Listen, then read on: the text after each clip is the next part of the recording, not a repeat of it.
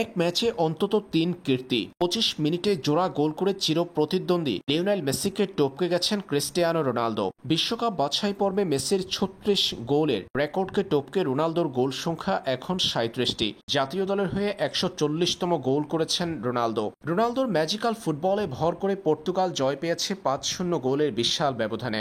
আর্মেনিয়ার বিপক্ষে পর্তুগালের ৫-০ গোলের বিশাল জয়ে জোড়া গোল করেছেন জোয়াও ফেলিক্সও।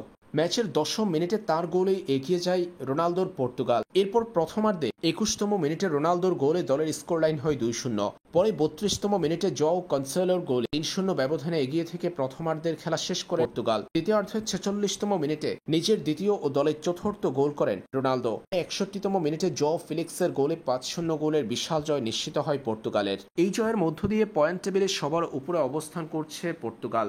এফ গ্রুপের শীর্ষে তারা। দিনের অপর ম্যাচে ইংল্যান্ড পরাজিত করেছে আন্ডোরাকে। আন্ডোরার বিপক্ষে ২-০ গোলের জয় পেয়েছে ইংলিশরা। শুরুতে ম্যাচের ২৫তম মিনিটে প্রতিপক্ষের আত্মঘাতী গোলে এগিয়ে যায় ইংল্যান্ড। এরপর দ্বিতীয়ার্ধের ৬৭তম মিনিটে রিসের গোলে ইংল্যান্ডের স্কোর লাইন হয় ২-০। আর এই লিড ধরে রেখে বিশ্বকাপ বাছাই পর্বের ম্যাচটিতে পূর্ণ ৩ পয়েন্ট অর্জন করেছে ইংলিশরা। কে গ্রুপে ইংল্যান্ডের পয়েন্ট ১২, সবার উপরে অবস্থান করছে তারা।